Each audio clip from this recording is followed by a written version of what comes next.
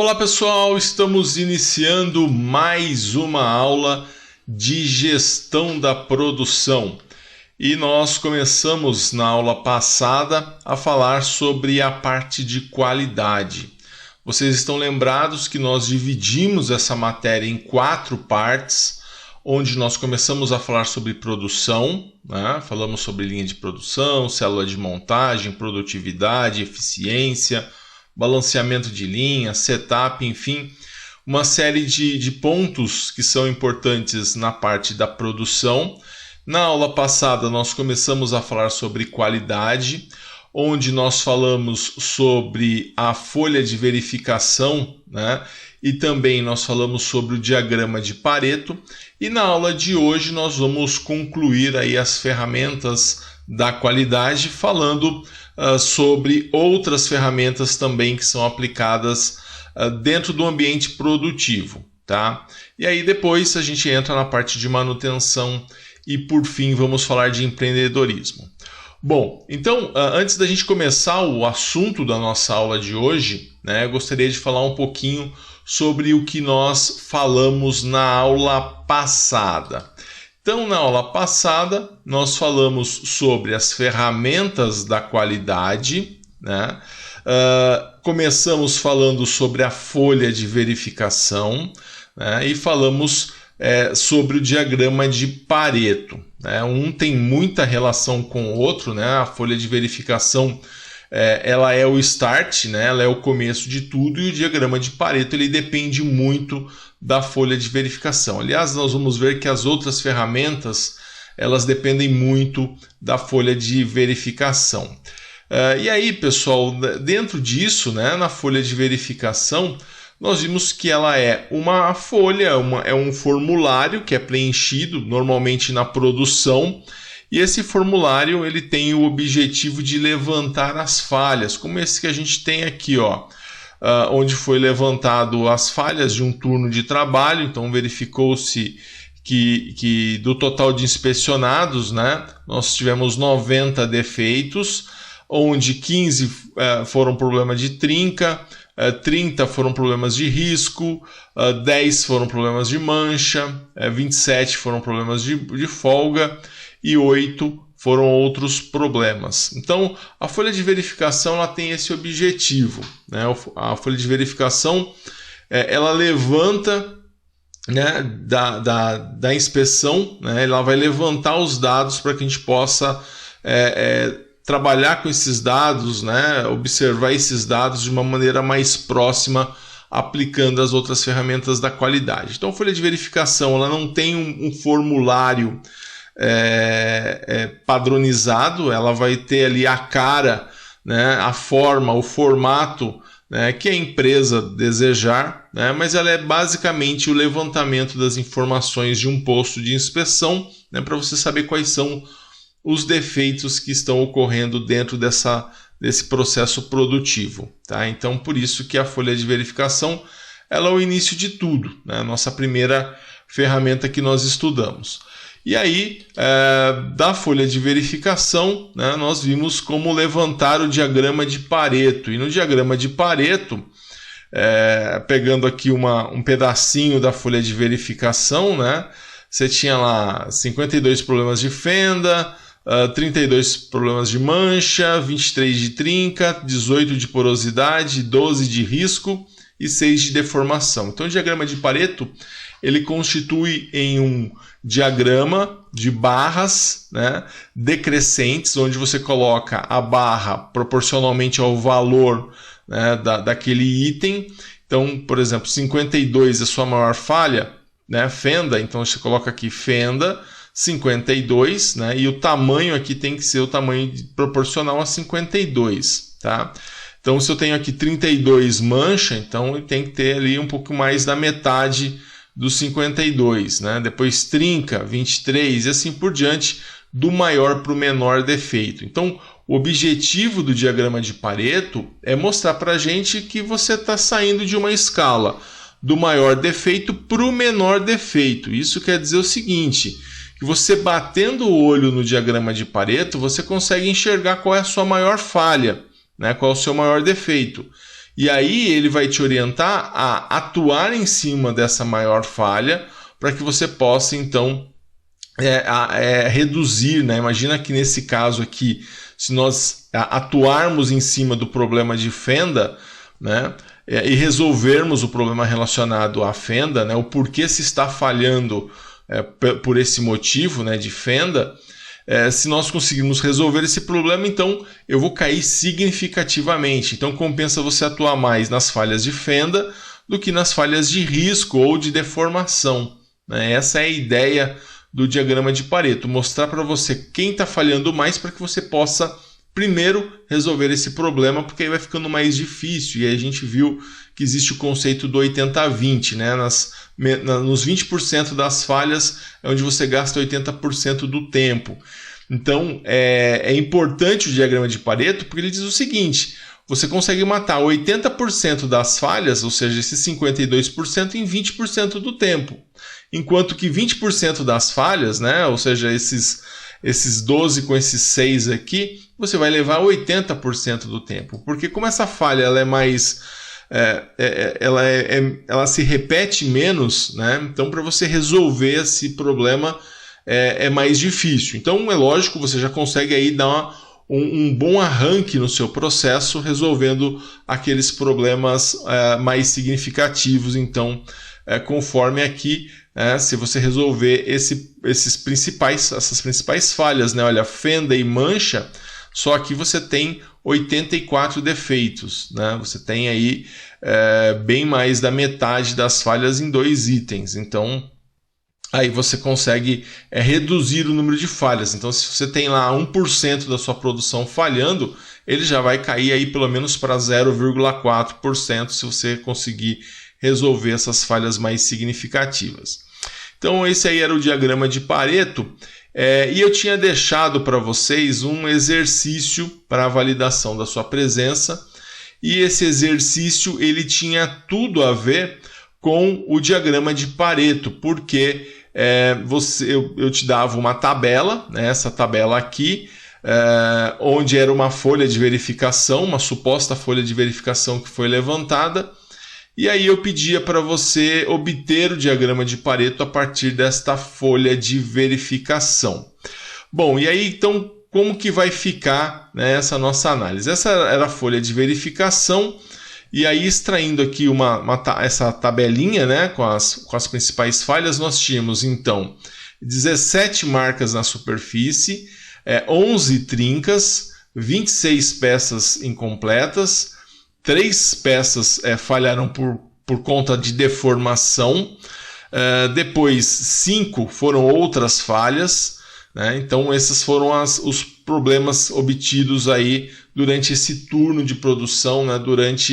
Coletados aí por essa folha de verificação. Então agora a gente vai pegar e vai levantar o diagrama de Pareto, está aqui a base do diagrama de Pareto. E aí quem é o item que mais falhou? Peças incompletas. Então eu vou colocar aqui 26 e vou escrever aqui embaixo peça incompleta. Então foram 26. O segundo item que mais falhou foi marca na superfície, né? Foram 17. Então proporcionalmente a esses 26, eu vou marcar aqui o 17, que está mais ou menos por aqui, ó, e aí eu vou colocar marcas na superfície, né? Que foram 17 marcas na superfície. Então você coloca o número aqui em cima, o defeito embaixo, e as barras em forma decrescente. Depois nós tivemos 11 que foram as trincas, né? Depois foram 5 de outros defeitos, né? E 3 problemas relacionados à deformação.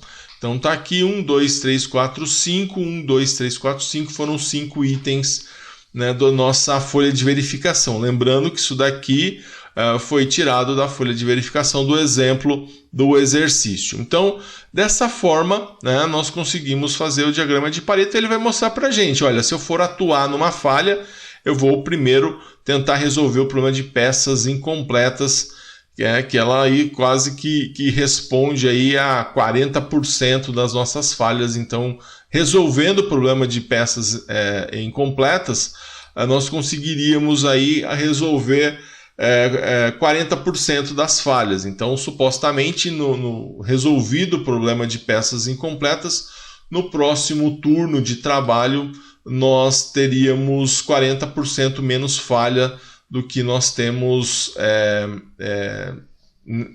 sem a resolução desse problema. Então tá aí a correção dos exercícios para a validação da sua presença. Espero que você tenha acertado aí esse exercício. Não deixe de fazer os exercícios para validação da sua presença. Além de validar a sua presença, eles têm a importância aí de fazer com que você revise o conteúdo dado, ministrado na aula anterior. Legal, pessoal? Então tá aí, esse foi o conteúdo, isso foi o que nós vimos na aula passada, e agora a gente vai para o tema da nossa aula de hoje.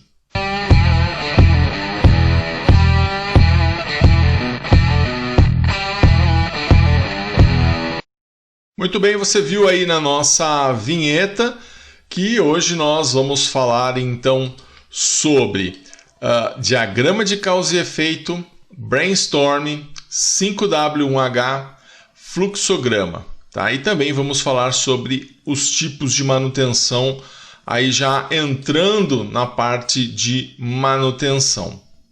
Muito bem, então já começando e falando sobre o diagrama de causa e efeito, né? Um diagrama muito conhecido para aquelas pessoas que trabalham na área de qualidade. Você, técnico em mecatrônica, não pode se dar ao luxo de não conhecer, né? Você, técnico em eletrotécnica, também não pode se dar ao luxo de não conhecer essa ferramenta da qualidade. Então é importante que você conheça o diagrama de causa e efeito. Bom, o diagrama de causa e efeito ele também é conhecido como diagrama de espinha de peixe, você já vai ver por quê, né? Diagrama de Ishikawa, também você já vai ver o porquê. Esse então é o nosso diagrama de causa e efeito. Então também pode ser chamado de espinha de peixe ou diagrama de Ishikawa. Bom, o diagrama de causa e efeito ele é uma representação gráfica que permite a organização das informações, possibilitando a identificação das possíveis causas de um determinado problema ou efeito. Então vamos ver o que é essa representação gráfica. É uma representação gráfica que foi desenvolvida em 1943 por Kaoru Ishikawa, na Universidade de Tóquio. Bom, isso já explica então o porquê do nome também ser conhecido como diagrama de Ishikawa. Tá? Então, por ter sido então desenvolvido pelo Kaoru Ishikawa. Então, pessoal, essa representação gráfica, né, que vai permitir a organização das informações, né, permitindo você identificar as possíveis causas de um determinado defeito, ela vai se valer de um diagrama, né, que é um diagrama que vai estar formatado, né, de acordo com ele vai ter basicamente o formato, né, de uma espinha de peixe. O diagrama ele vai funcionar como uma forma, né, uma forma de induzir, uma forma de produzir basicamente uma lista, né, com as causas conhecidas ou aquelas causas que você acredita ser, né, que potencialmente podem contribuir para o problema que você observou. Tá? Então, basicamente, você vai estar levantando hipóteses. Tá? Então, tá aqui, olha, o diagrama funciona como um veículo para produzir uma lista de todas as causas conhecidas ou presumíveis, né, que potencialmente contribuem para o efeito observado. Tá? O efeito é justamente o defeito, tá? Porque ele é um diagrama de causa, então a causa seria a origem do problema e o efeito seria justamente o defeito.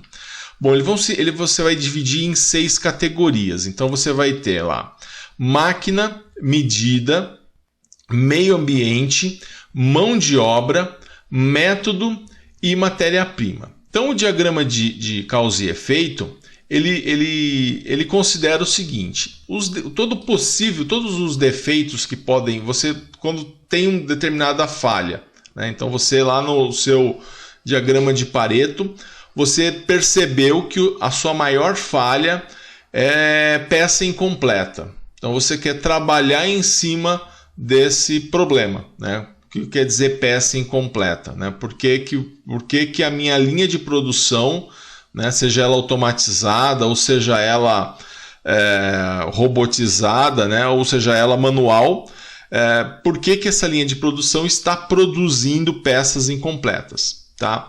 Então você vai, dentro do diagrama de causa e efeito, né, supor, né, tentar levantar quais são os potenciais, né? Você vai tentar presumir quais são as potenciais causas para o efeito que é peça incompleta, tá? E aí essas falhas, né, essas causas, elas vão estar necessariamente divididas em 6 categorias, né? Essa falha ela pode ter relação com máquina, ela pode ter relação com medida, com meio ambiente, com mão de obra, com método ou com matéria-prima. Então, o diagrama de causa e efeito ele vai levar em consideração que se você possui uma falha, né, uma causa, né, essa falha ela vai ter como causa ou máquina, ou medida, ou meio ambiente, ou mão de obra, ou método, ou matéria-prima. Não vai ter outro conjunto, outra classificação que não seja uma dessas 6. Tá? Então esse é o diagrama de causa e efeito. Eu vou mostrar para vocês o diagrama para ficar mais fácil. Então, aprofundando então no diagrama, essa é a estrutura do diagrama de causa e efeito. Ou seja, ele sempre tem esse formato, ele sempre tem essa grafia, tá?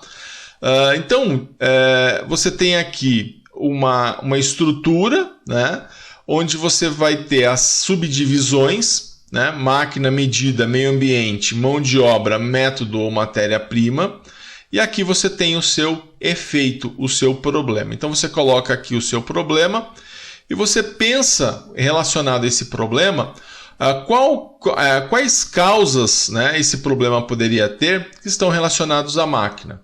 Depois, quais causas que poderiam estar relacionados à medida. Quais que estariam relacionados a meio ambiente. Né, quais estariam relacionados à mão de obra, método e matéria-prima.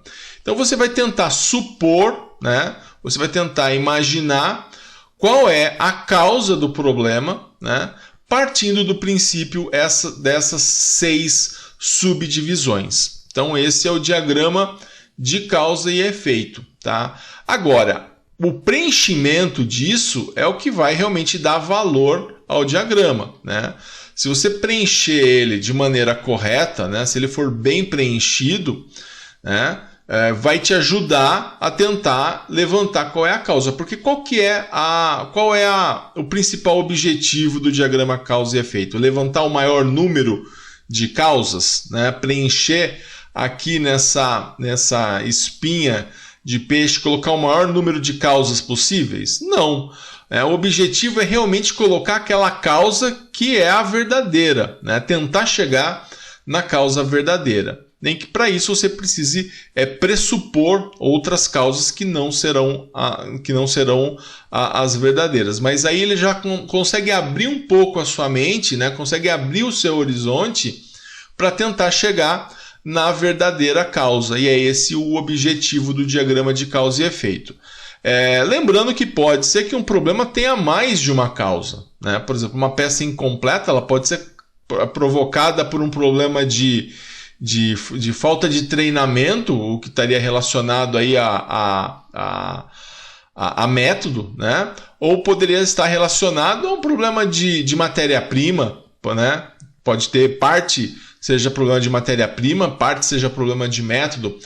Então, pode ser que um determinado efeito, um determinado problema tenha mais de uma causa. Tá? Tá? Isso pode acontecer e muitas vezes é até comum dentro de um sistema produtivo. Tá?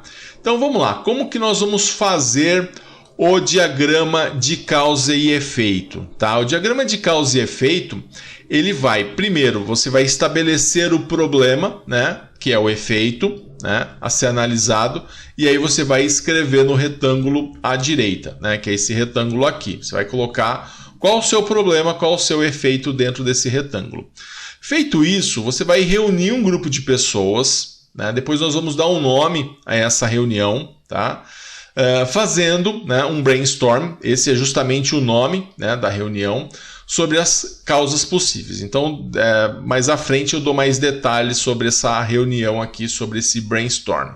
Então, você reúne um grupo de pessoas, né, para tentar levantar as causas possíveis. Você vai classificar as causas encontradas nas categorias causa, né? Ou seja, você vai alocar no dorso correto ali, de acordo se é método, se é meio ambiente, se é mão de obra. Você vai colocar isso da maneira correta.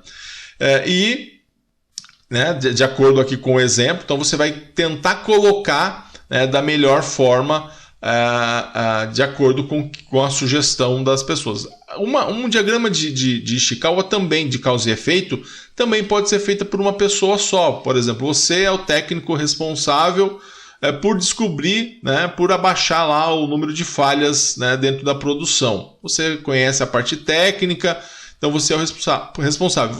Isso pode ser feito em um grupo de pessoas, mas também pode ser feito por uma pessoa só, né? Aliás, você pode fazer uma investigação, né, tentar descobrir isso junto a outras pessoas, né, procurar sugestões. Na verdade, o trabalho em equipe ele é sempre mais completo do que o trabalho individual, mas de repente isso também pode ser feito de maneira individual. Isso não vai descaracterizar o uso da ferramenta.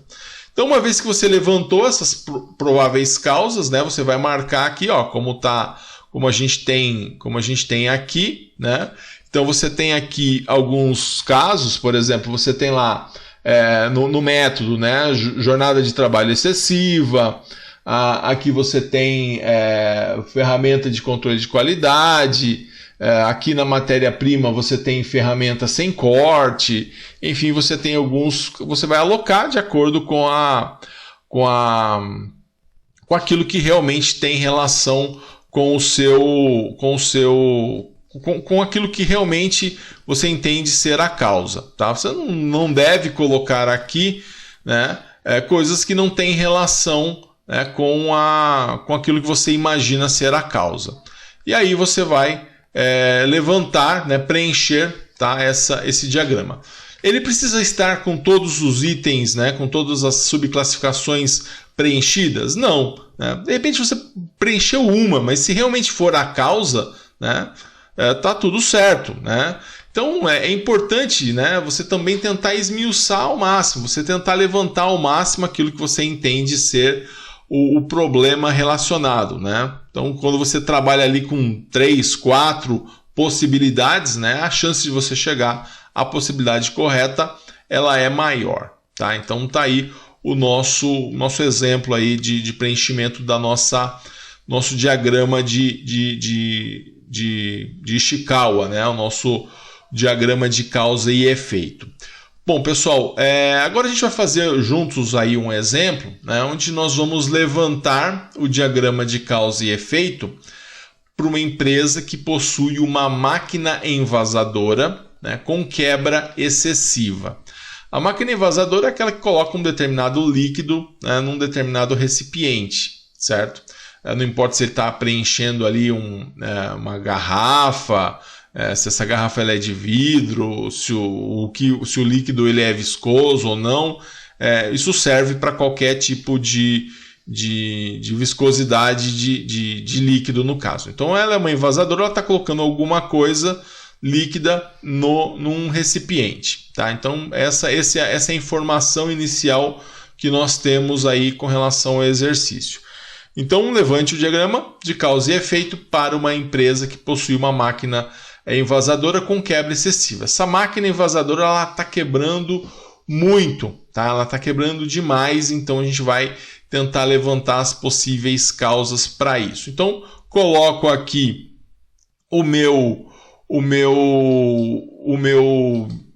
minha estrutura, né, da espinha de peixe, do diagrama de causa e efeito. Aqui eu vou colocar o meu efeito. Então, qual é o meu efeito, né, nesse caso? São máquinas envasadoras quebrando. Então, preenchi aqui o meu efeito.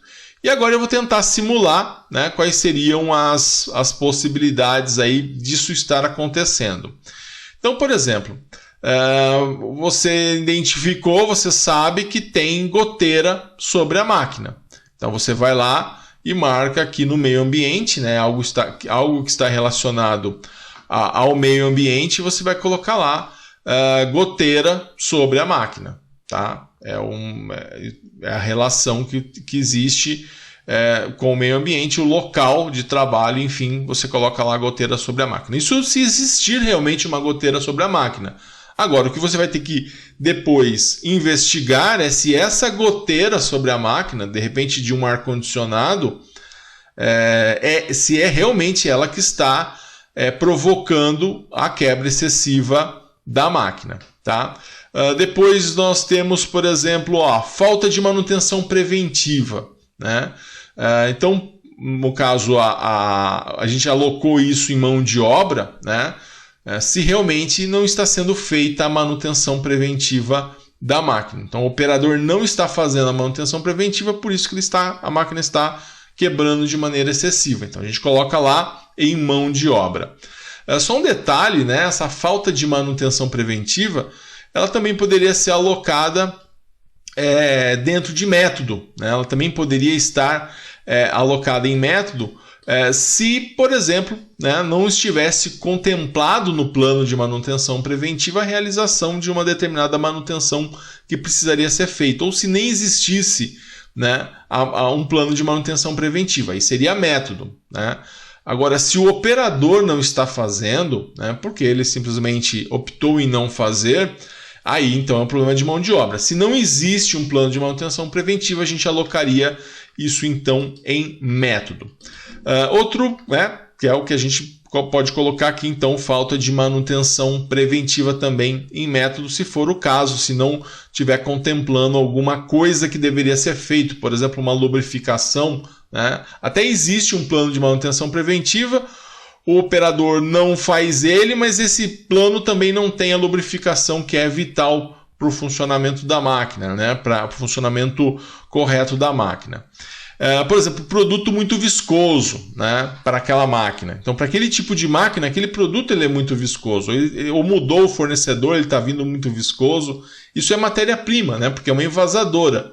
Então, o líquido que é colocado numa garrafa ou o que quer que seja, ele é a matéria-prima. Então, a gente alocou aqui dentro de matéria-prima. Tá? Então, esses são os 4 situações aí, de repente, que você poderia imaginar. O que a gente faz agora com essas quatro premissas, né, de falha? Nós podemos pegar e fazer uma análise disso, né, e uma investigação se realmente esses 4 itens são itens que têm relação ali com o efeito, né, com as máquinas envasadoras quebrando. Então, qual é a vantagem do diagrama de causa e efeito? A vantagem é que quando você para tentar levantar as causas, você vai parar e pensar assim, bom, relacionado ao meio ambiente, o que pode ser? Depois, relacionado à máquina, o que pode ser? Relacionado à mão de obra. Então você vai, tópico por tópico, tentando levantar as possíveis causas. Tá? Então, mais uma vez, não é uma questão de pegar e encher, né, o diagrama de causa e efeitos com as causas. Né? Não é quanto mais causas, melhor. O que vale é a qualidade, né? É o tiro certeiro aí que essas causas podem levar à solução do problema.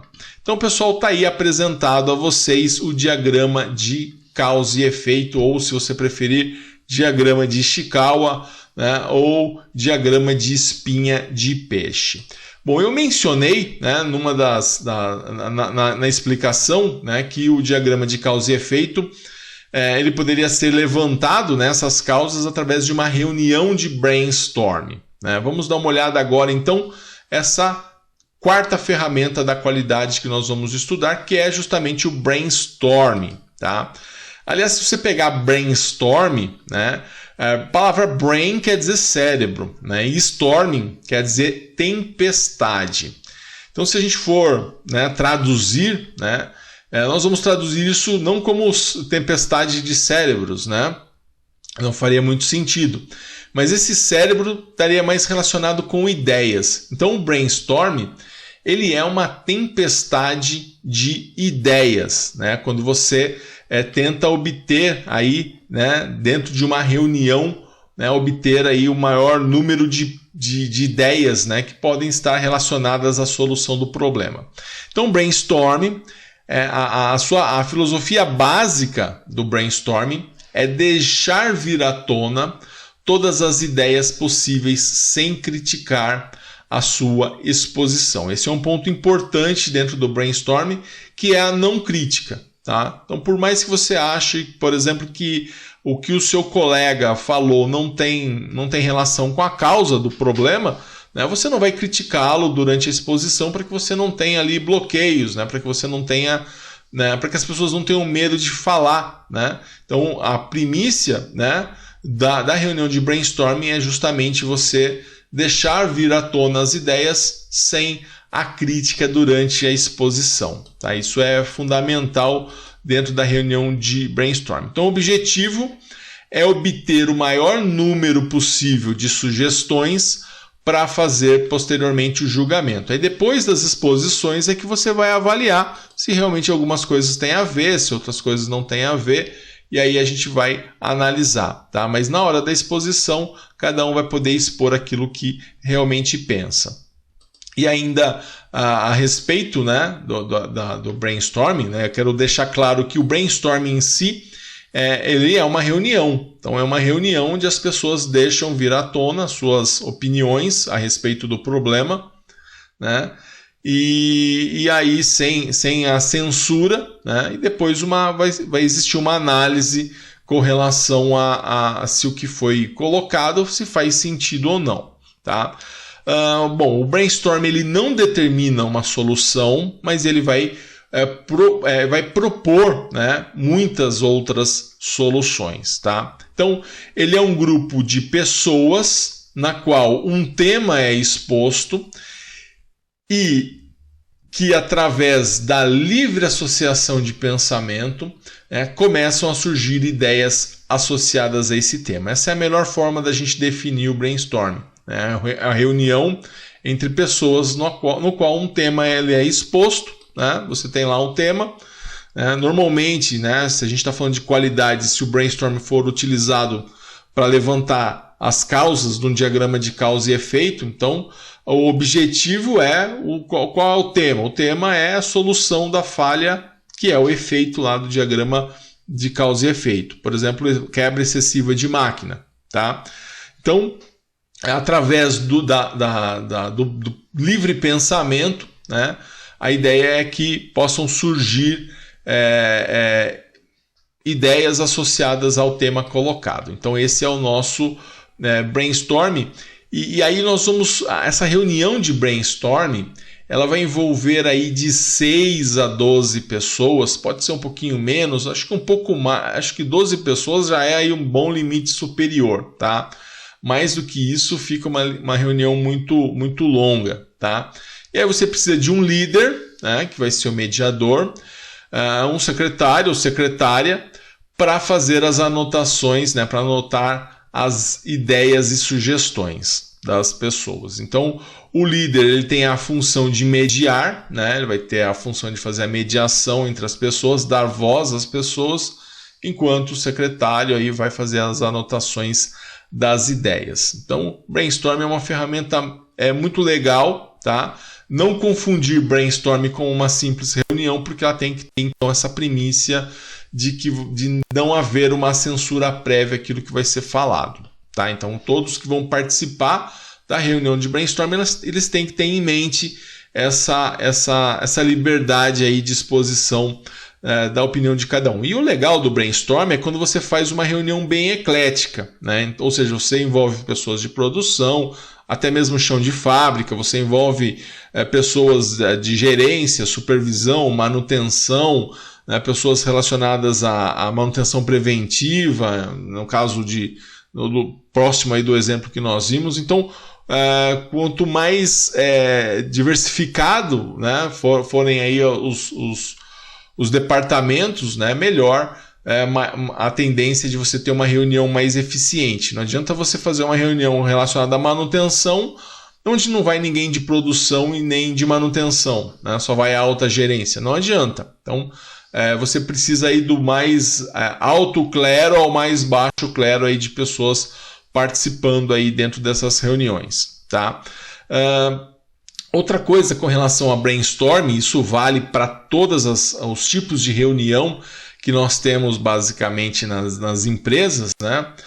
Isso tem que ser avisado, né, com uma certa antecedência para que as pessoas possam se preparar para essas reuniões, e também tem que ser uma reunião objetiva, né? Então, se o assunto vamos falar sobre as quebras das máquinas, você não vai falar sobre outras coisas que não têm relação com isso, tá? Então, essa objetividade, né, é legal também quando essas reuniões elas têm tempo para o início, né, e também tempo para terminar, né? Isso é um ponto importante nas reuniões. Elas têm hora para começar, mas elas não têm hora para terminar. E aí a gente percebe que a partir da metade das reuniões acaba se tornando um pouco improdutivo justamente por conta disso, tá? Então, essa é a ideia do brainstorming, né? Realmente você torná-la também produtiva. Bom, vamos então para a nossa próxima ferramenta da qualidade. Uma ferramenta que vai ter total relação com a reunião de brainstorming também, que é o 5W1H. Tá? O que vem a ser então o 5W1H? O 5W1H ele é um documento, né, de forma organizada que identifica as ações com o objetivo de orientar as diversas ações que deverão ser implementadas. Então, é um documento de forma organizada que identifica as ações com o objetivo de orientar as diversas ações que deverão ser implementadas. Então, você sai de uma reunião de brainstorming, você precisa documentar, né, quem vai fazer, né, onde vai ser feito, qual o prazo, né, o porquê que isso vai ser feito. E aí existe um modelo, né, muito eficiente que é justamente essa documentação, que é o 5W1H. Não existe um formato, né, padrão, né, mas no 5W1H já existe uma padronização no conteúdo. Então, o que vai compor aí o conteúdo do 5W1H? Então, ele deve ser estruturado, né, para permitir uma rápida identificação dos elementos necessários à implantação do projeto, tá? Então, esses elementos eles podem ser descritos como. Então, tá aí o conteúdo que tem que ter nessa documentação. Então, você tem lá. Por que ele chama 5W1H? Porque você tem 5 palavras que começam com a letra W e uma palavra que começa com a letra H, tá? Só que essas palavras elas estão no inglês. Então você tem lá o what, que significa as etapas, né? What quer dizer o quê. Então você vai definir o que será feito, ou seja, você vai nesse momento, né, dessa documentação, você tem que definir o que deve ser feito, ou seja, as etapas, tá? Outra palavra, essa com a letra H, é o how, né? Que é como deverá ser realizado cada tarefa, né? How quer dizer como, então é o como deverá ser realizado cada tarefa. Então aqui a gente vai definir o método, tá? Você tem lá o why, né? Que é o porquê, né? Por que deve ser executada a tarefa, ou seja, são as justificativas. Você tem o where, né? Que é onde, né? Ou seja, onde cada etapa será executada. Aí você vai definir o local. O when, né? Que é quando as tarefas deverão ser executadas, ou seja, o tempo, é o prazo, né? E o who, que é quem, né? Que é quem realizará as tarefas ou seja, aqui você vai definir as responsabilidades. Então, baseado nessas 6 premissas, né? Onde o que vai ser feito, como vai ser feito, por que vai ser feito, onde vai ser feito, quando vai ser feito e quem vai fazer, você consegue amarrar todo o processo que você levantou, né, dentro de uma reunião, e aí você consegue definir o que cada um vai fazer, como vai fazer, por que vai fazer, onde vai fazer, quando vai fazer e também quem, né, que vai realizar isso. Então é uma ferramenta muito importante, tá? Normalmente isso aqui é utilizado muitas vezes em ata de reunião, né? Em ata de reunião de brainstorming. Então o 5W1H ele vai realmente dar um formato oficial àquilo que vai ser definido. Então, se você conseguiu chegar, nada mais frustrante, né, de você conseguir chegar à conclusão, né, de qual é a causa do problema, né? E aí, por falta de delegar, né, de atribuir, né, a pessoa para realizar essa ação, realmente você deixa de fazer aquilo que era para ser feito. Então, o 5W1H ele tem essa eficiência de poder atribuir às pessoas a sua responsabilidade, né, para que as ações possam ser tomadas. Então, ela vai conseguir amarrar muito bem como cada coisa vai ser feita. Então, esse é o nosso 5W1H, né, que é aí uma documentação. E essa documentação ela pode ser digital, ela pode ser um e-mail, ela pode ser em papel. Tá certo que as empresas hoje elas optam cada vez mais pelo formato digital, mas muitas vezes isso é um e-mail enviado para os participantes das reuniões de brainstorming, onde as suas chefias também são copiadas e aí cada um fica ciente do que cada um vai fazer. Bom, e aí a gente tem aí um modelo dessa documentação, né, aqui definindo, seria uma planilha, né? Isso aqui poderia ser muito bem uma planilha, onde a gente colocaria aqui a atividade, né, o que vai ser feito, né, o porquê, a justificativa, né, quem vai fazer, o prazo, né, a estratégia, né, como vai ser feito, aonde vai ser feito e aqui um campo aí para que possa ser feito um acompanhamento, tá? Então é uma das formas aí que a gente pode utilizar para fazer uma planilha aí, de uma documentação do 5W1H, tá? Então tá aí apresentado para vocês o 5W1H, que aí a gente não consegue, né? A gente não consegue mais desconectar, né? O 5W1H ele tem toda a relação com o diagrama de causa e efeito, que tem toda a relação com o diagrama de Pareto, que tem toda a relação com a folha de verificação, enfim, uma coisa acaba ficando grudada na outra. Então não faz sentido, né? Não vai existir uma ferramenta da qualidade sem a outra. Então elas vão se justificando aí entre si. Ainda só completando aqui nessa nossa planilha, né? Então cada uma delas você tem lá os 5 Ws e o 1H, né? Então você tem lá o what, né, que seria o que, o why, que seria o porquê, o who, que seria o quem, o when, que seria o quando, o how, que seria o como, e o where, que seria o onde. Então tá aqui 5 palavras com a letra W e uma palavra com a letra H, então por isso 5W1H. Algumas empresas elas fazem algumas variações do 5W1H.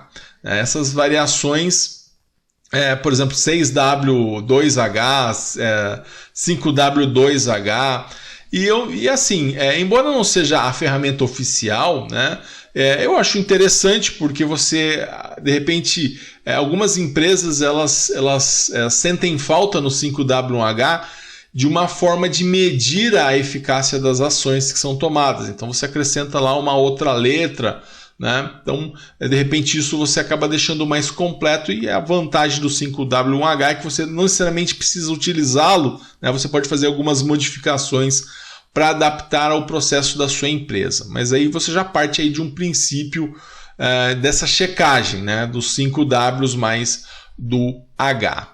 Bom, pessoal, vamos dar uma olhada agora numa outra ferramenta da qualidade, aliás, nossa última ferramenta da qualidade, que é o fluxograma. Essa sim, né, não tanto uma ferramenta de qualidade, mas sim uma ferramenta de processo, certo? Então ela é um tipo de diagrama que vai ilustrar de forma descomplicada a transição de informações entre os elementos que o compõem. Então, você vai ter os passos de uma ação e aí você vai fazer isso de maneira gráfica. Então, como que você vai fazer de maneira gráfica? Através dos módulos do fluxograma. E aí você tem lá o início, você tem o módulo de processo, o módulo de tomada de decisão, né?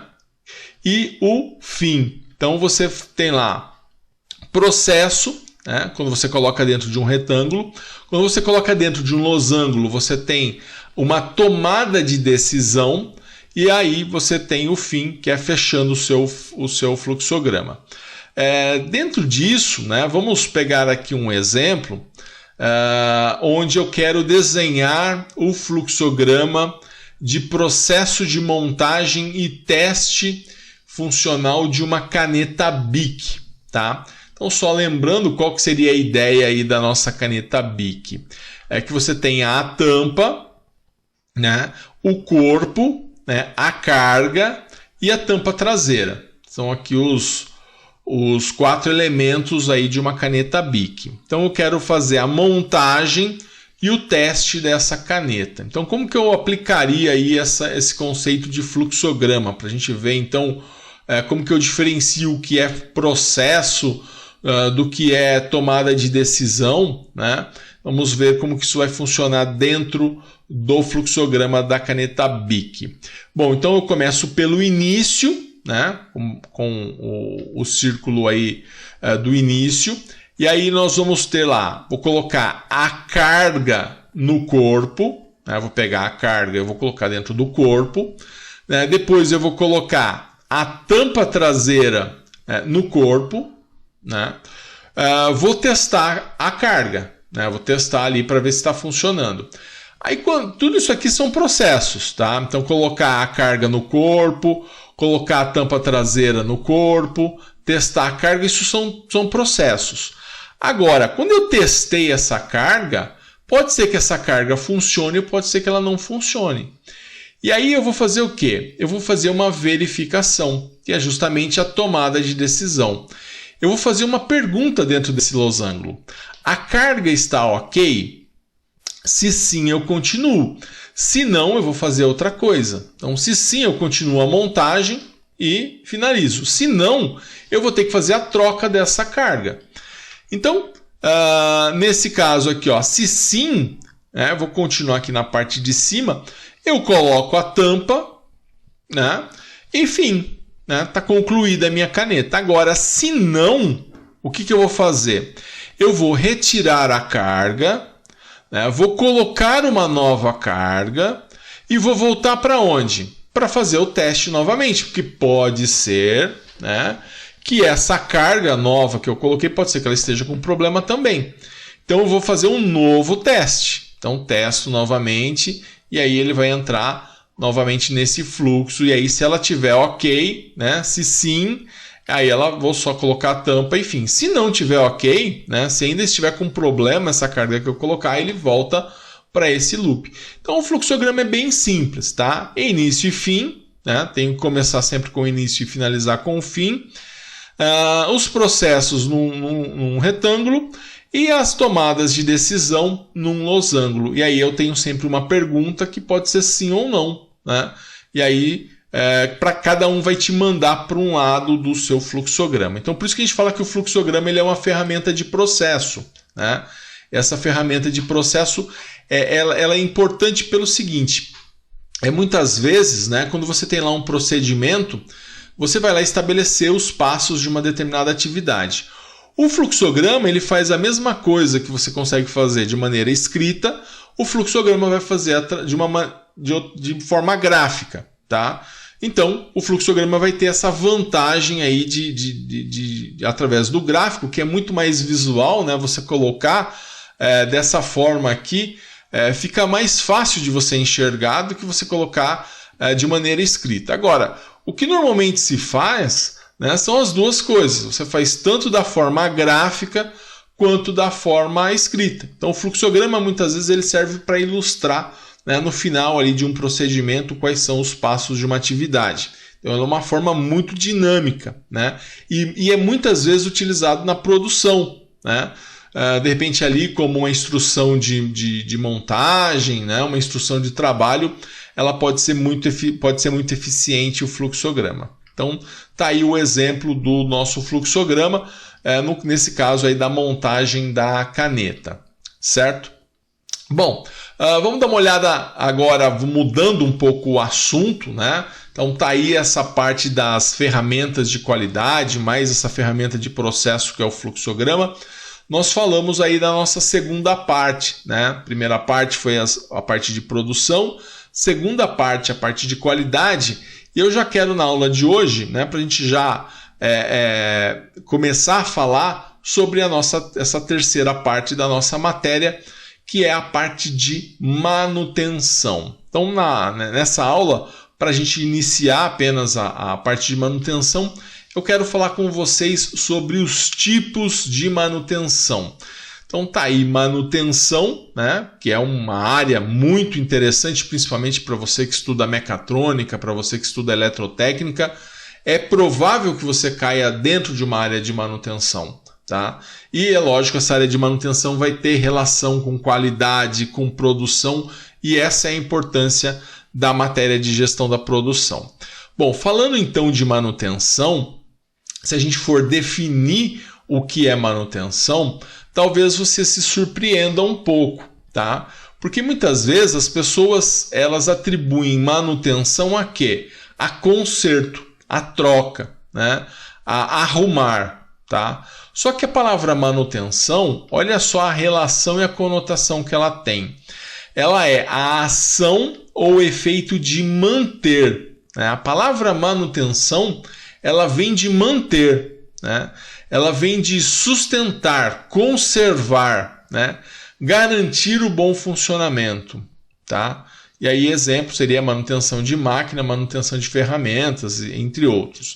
Então, pessoal, olha só, quando a gente fala de manutenção, a gente não está falando de conserto. Quando a gente fala de manutenção e departamento de manutenção, a gente está falando de manter aquilo que já existe. Ou seja, se está funcionando, manter funcionando, né? Dar sustentação para isso, né? Está mais relacionado com conservação do que com conserto, tá? Então é importante você, como técnico em eletrotécnica, em mecatrônica, em eletrônica, é importante que você tenha esse conceito, porque se você trabalha dentro de um departamento de manutenção, né, a sua preocupação tem que ser com a conservação, né, tem que ser com manter as coisas, tá? E não simplesmente com o conserto. Então é importante você, como técnico, já partir, né, com essa ideia a respeito da manutenção. Então, baseado nisso, né, nós vamos falar sobre os tipos de manutenção. Você sabe quais são os tipos de manutenção que nós temos, né? Quais são esses tipos? Bom, nós temos então a manutenção preventiva, essa todo mundo sabe, todo mundo gosta, todo mundo elogia a manutenção preventiva. Nós temos a manutenção corretiva, tá? Ela é um pouco... o pessoal não gosta, né? Atribui a manutenção corretiva a prejuízo e tudo mais, né? Nós temos uma manutenção que poucos conhecem, provavelmente você nunca ouviu falar em manutenção preditiva. Muitos confundem essa manutenção com a preventiva. E tem uma manutenção que normalmente o pessoal da área de manutenção não gosta, que é a manutenção autônoma, tá? Eu vou falar sobre esses 4 tipos de manutenção com vocês. Então vamos começar pela mais fácil, vamos começar pela manutenção corretiva, que é a manutenção que todo mundo conhece, tá? Que é onde você conserta, né, quando alguma coisa deixa de funcionar. E eu já começo falando o seguinte, tá? Que é possível você optar pelo regime de manutenção corretiva como alternativa oficial para manutenção. O que eu quero já dizer com isso, já logo nas primeiras linhas a respeito de manutenção corretiva? Bom, como eu não preciso explicar para você o que é manutenção corretiva, você já sabe, você sabe que a manutenção corretiva é quando você conserta alguma coisa que quebra, eu já começo dizendo para você o seguinte, olha, manutenção corretiva não é tudo isso de ruim que o pessoal diz por aí. Ela pode ser usada como uma forma oficial de manutenção para algumas coisas, tá? Por quê? Porque a manutenção corretiva, você pode optar em consertar algo somente quando esse algo quebra, tá? E não prevenir, tá? Então existe a possibilidade em muitas empresas a manutenção corretiva, ou parte da manutenção ela é feita de maneira corretiva. Ou seja, você não tenta prever que vai quebrar e trocar antes. Você espera quebrar para depois você trocar. Bom, o problema, né, dessa escolha, né, está em optar por enormes estoques de peça, né, para você suportar as quebras. Então esse é um problema de você optar pela manutenção corretiva. Então ela vai tornar o trabalho imprevisível, né, e impossível de prever os custos de manutenção. Então esse é o problema de você optar só pela manutenção corretiva, tá? Então ela vai ser a melhor opção quando os custos da indisponibilidade das peças são menores que o custo para se evitar a falha. Tá aí o grande que da questão, tá? Então, quando que você vai optar dentro de uma fábrica por realizar a manutenção corretiva? Ou seja, não me importa se quebrar, eu conserto, não vou tentar prever. Quando, né, os custos da indisponibilidade, ou seja, de você não poder usar, né, o equipamento, são menores, né, que o custo para se evitar falha. Então você não vai optar pela manutenção corretiva daquela máquina que é o coração ali do seu processo, né? Quando aquela máquina quebra, para tudo, fica todo mundo sem trabalhar, porque é ela que gera aí a demanda para todo o pessoal. Você não vai usar para ela, mas de repente uma prensa que é usada de vez em quando, se ela não estiver disponível, você consegue utilizar em outra. Você pode optar pela manutenção corretiva, tá? Porque se ela parar, ela não vai causar tanto prejuízo, você consegue fazer isso de uma outra forma. Então, nesse caso, você vai optar pela manutenção corretiva. Quer ver alguns casos onde nós optamos pela manutenção corretiva no nosso dia a dia? Por exemplo, chuveiro. Você espera queimar a resistência para ir lá e fazer a troca. Você não tenta prever quando a resistência vai queimar, né, e trocar antecipadamente, tá? Pelo menos a maior parte das pessoas só troca a resistência do chuveiro depois que ela apresenta problema, e aí você faz uma troca corretiva. Você tira a peça ruim e coloca a peça boa. É uma manutenção corretiva e nós optamos por ela porque a indisponibilidade, né, do chuveiro ficar ali momentaneamente sem o uso, né, essa indisponibilidade ela não traz tanto prejuízo, né, quanto a você de repente ficar trocando resistência sem a necessidade, onde dava para você usar um pouquinho mais. Outro caso que nós fazemos manutenção corretiva, ou pelo menos a maior parte das pessoas fazem manutenção corretiva. No carro, né? No carro nós fazemos manutenção corretiva quando queima uma luz, uma das luzes do farol, por exemplo, né? Você vai trocar ela somente quando ela queima, né? Você não troca preventivamente, tá? Você troca apenas quando a luz, a lâmpada ali queima, você vai lá e faz a troca, tá? Então você não troca preventivamente, você troca corretivamente. Agora, isso não quer dizer, né, que sempre nós vamos optar pela manutenção corretiva no carro, né? Tem itens e é muito importante que você faça preventivamente. Então, o que eu quero dizer para você é o seguinte: você tem que separar as coisas. Então, um departamento de manutenção saudável numa empresa, ele leva em consideração todos os tipos de manutenção, inclusive a manutenção corretiva, tá? Então, a manutenção corretiva, ela é a estratégia usada normalmente em equipamentos que não influenciam no processo produtivo. Aí é legal você optar pela manutenção corretiva, onde você usa até aonde dá. Legal? Bom, vamos falar agora da outra manutenção preventiva. Manutenção preventiva, então, vai ser um conjunto de ações que visam prevenir a quebra. Então, a preventiva você não quer que pare, você não quer que quebre, você quer prever, né? Então, antes que quebre, você quer ir lá e trocar para que ela não pare, para que ela não cause o prejuízo de ficar parado. Então, quando uma máquina para e isso é prejuízo, você deve optar pela manutenção preventiva, tá? E aí, na manutenção preventiva, são as intervenções, né, periódicas, geralmente programadas, normalmente fora de horário de uso da máquina, né, segundo uma frequência definida, muitas vezes pelos fabricantes dos equipamentos, tá? O próprio fabricante do equipamento, ele fala para você de quanto em quanto tempo você tem que trocar aquela peça e tudo mais. Essa política, ela pode levar a desperdício, tá? Então, não quero nem demonizar a manutenção corretiva, mas também não quero exaltar a manutenção preventiva. A manutenção preventiva, ela tem os seus problemas, que é justamente quando ela pode te levar a desperdícios porque ela não considera a real condição do equipamento. Então, se você fizesse a manutenção preventiva da resistência do chuveiro, você poderia estar caindo no erro de trocar uma resistência que ainda duraria 6 meses, tá?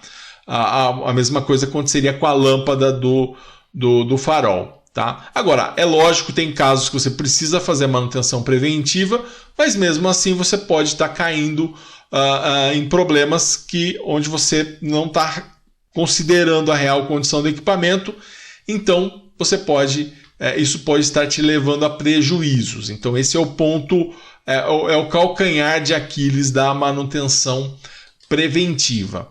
Ela reduz o risco de parada não programada da máquina, isso é inquestionável, e essa é a grande vantagem da manutenção preventiva. Ela gera vantagem ao possibilitar programar as intervenções e a aquisição das peças, né? Nada melhor do que você ter um bom planejamento, e a manutenção preventiva ela ajuda nisso, tá? E aí você tem o bom custo-benefício para equipamentos que, quando parados abruptamente, né, de repente, eles trazem grande prejuízo à produção. Então, nesse caso, vamos optar pela manutenção preventiva sim, tá? Então, manutenção preventiva ela é uma ótima opção para quando a sua produção fica parada, né, quando a sua máquina quebra. Só que ela tem o problema do quê? De você ter ali um certo desperdício. Tem solução para isso? Tem manutenção melhor que essa? Olha, tem uma manutenção que talvez você não conheça, ou talvez você conhece, mas você chama de preventiva, mas que não é a preventiva. É a manutenção preditiva. Ela também é uma excelente opção de manutenção, e às vezes, em muitos casos, ela é melhor até do que a manutenção preventiva. Aliás, ela é parecida com a manutenção preventiva. Mas vamos lá, vamos falar da manutenção preditiva. Manutenção preditiva não tem nada a ver com prédio, tá? Ela é baseada no estado do equipamento. Então, ela vai se basear no estado do equipamento e na tentativa de definir o estado futuro de um equipamento. Como que você vai fazer isso? por meio dos dados coletados ao longo do tempo, por meio de verificação e análise do equipamento. Na manutenção preditiva, você não sai trocando as coisas, você analisa, né? Você levanta dados, né? Você tenta prever o futuro, ou seja, essa correia dura ainda mais 6 meses. Não, então eu vou trocar não agora, eu vou trocar daqui 5 meses, 4 meses, para que ela não quebre. Então você tenta analisar. Aí é um pouco mais difícil, aí você precisa justamente de uma mão de obra técnica para fazer isso, né? Porque aí não basta o trocador de peça, você precisa de uma pessoa que tenha uma análise crítica daquela peça. Então a manutenção preditiva, né, ela pode te trazer muitas vantagens, né? Porque ela vai evitar as trocas, né, sem necessidades. Bom, os dados coletados, né, por meio de medição, né, no equipamento, aí você vai medir temperatura, vibração, né? Você pode fazer análise físico-química, né, de óleo, né? Você pode fazer ultrassom, termografia, e aí você vai poder ter um diagnóstico mais preciso. O problema da manutenção preditiva é quando cai no achômetro, né? No olhômetro, né? Você olha e fala, tá bom, ainda aguenta, né?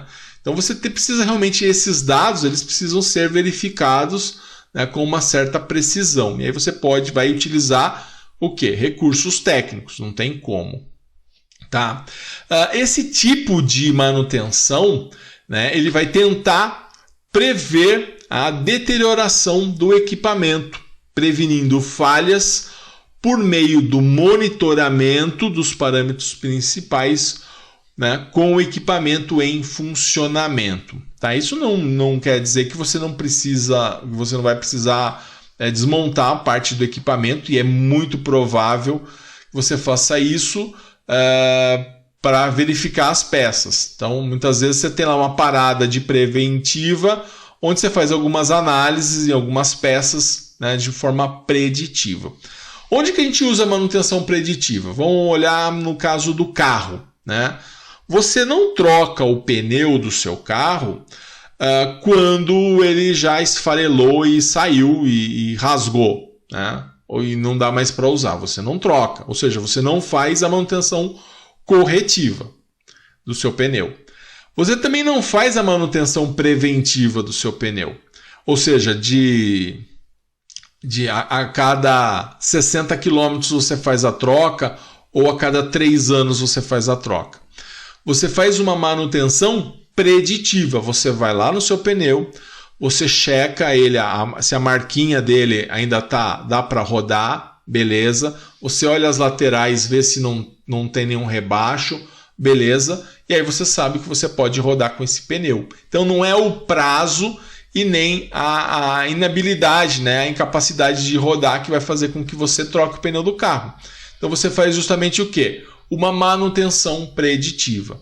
É diferente da preventiva. A preventiva você faz no óleo, né? Você troca a cada 10 mil quilômetros, 5 mil quilômetros, ou a cada 1 ano. Você vai lá e troca o seu óleo de maneira preventiva. A preditiva você faz no pneu. Você observa o estado do pneu antes de fazer a troca. Tá? No pneu é mais fácil, porque você consegue realmente ter uma fácil análise visual. O problema da manutenção preditiva, como eu falei, nem sempre é possível você medir as coisas. Então, aí vai muito do custo, né? De realmente você saber se aquilo ainda vai durar ou não. Aí você vai ter que investir aí em análise, tá? Em análise técnica. Bom, então tá aí manutenção preditiva. Se você não conhecia, você já aprendeu, tá? Manutenção preditiva. E a nossa última manutenção, para a gente fechar com chave de ouro, é a nossa manutenção autônoma. Tá? Manutenção autônoma. O que é a manutenção autônoma? Pessoal, a manutenção autônoma, tá, é aquela que é realizada pelos próprios operadores. Por isso que eu falei que o pessoal de manutenção não gosta muito dessa, porque o pessoal pensa assim, poxa, mas aí se o operador vai fazer essa manutenção, eu vou fazer o quê, né? Vai roubar meu emprego e tal. A manutenção autônoma ela é muito utilizada, né? Ela vem aí de um conceito chamado de TPM, a gente vai estudar mais à frente, que é um conceito japonês, né? de administração da manutenção. É aquela então que vai ser realizada pelos operadores. Ela é uma ferramenta eficaz, né, de manutenção preventiva, e aí é só preventiva mesmo. Né? Ela é uma forma de reduzir custos com o pessoal de manutenção. Né? Ela aumenta a vida útil do equipamento, né? Ela vai praticamente ser concentrada em limpeza, lubrificação, reaperto e inspeção diária. Então é lógico, né? Você não vai atribuir ao operador responsabilidades do departamento de manutenção. Mas fazer uma limpeza, uma lubrificação, um reaperto, uma inspeção diária vai ajudar muito, e aí você não precisa do pessoal da manutenção para fazer isso. Uma vantagem que eu acho fundamental da manutenção autônoma além do que a gente vai colocar aqui, né, que ela elimina as pequenas intervenções e paradas, e também ela reduz o tempo de reparo, né, devido ao envolvimento constante do operador, é que ela cria uma responsabilidade, né, do operador com a máquina. Então, ela ajuda naquela questão de, poxa, o operador não está nem aí para a máquina, então se quebrou melhor, porque aí eu paro, fico sem trabalhar durante alguns minutos. Então, quando o operador ele é responsável por realizar parte da manutenção dessa máquina, então você acaba criando um vínculo importante dele, né, com a máquina. Isso ajuda bastante aí em termos do cuidado para com a máquina, certo? Então tá aí, essa é a nossa manutenção autônoma. Então tá aí as 4 manutenções, ó: preventiva, corretiva, preditiva e a manutenção autônoma. Legal, pessoal? Então tá aí, essa foi a nossa aula de hoje, tá? Na próxima aula a gente vai dar continuidade a essa parte das manutenções. Vamos falar sobre o gerenciamento de manutenção, tá? É um assunto muito interessante para você que está aí estudando mecatrônica, para você que está estudando eletrotécnica, né, entender melhor, né, como funciona a parte de manutenção dentro de uma empresa, dentro de uma indústria. Legal, pessoal? E eu queria agora deixar para você os exercícios para validação da sua presença, tá? Faça esses exercícios, me mande por e-mail para validar a sua presença. Legal, pessoal? Qualquer dúvida, estou à sua disposição no grupo de WhatsApp, tá? Você pode voltar a esse vídeo, revê-lo e rever também os vídeos da aula passada. Isso aí, pessoal. Então, um grande abraço a todos e bons estudos!